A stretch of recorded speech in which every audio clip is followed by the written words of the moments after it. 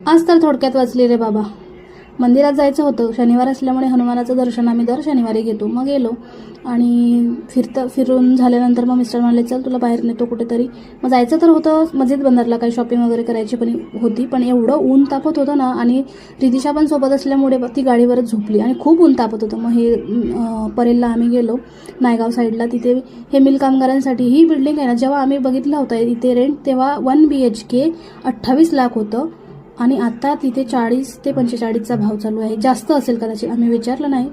पण रूम खूप छोट्या आहे आतमध्ये. आणि प्रॉब्लेम असा आहे की साईडला स्मशानभूमी आहे ना, तर तिकडे कसं बॉडी वगैरे जेव्हा अग्नी वगैरे देतात ना, त्याच्यामुळे तो धूर आहे ना, तो विंडोमधून बाहेर येतो असं कोणीतरी सांगितलं होतं, वास येतो. त्याच्यामुळे थोडंसं इथे घेणं आम्ही टाळलं.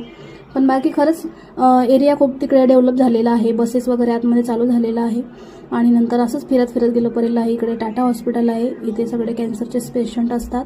आणि नंतर म्हटलं आता कुठेतरी जाऊया ना, तर फिरत मग आम्ही असंच गेलो. इकडे हे वाडिया हॉस्पिटल आहे, जिथे की माझी डिलिव्हरी झाली होती वाडिया हॉस्पिटलमध्ये. त्याच्यानंतर पुढे केम हॉस्पिटल येणार तुम्हाला. हे केम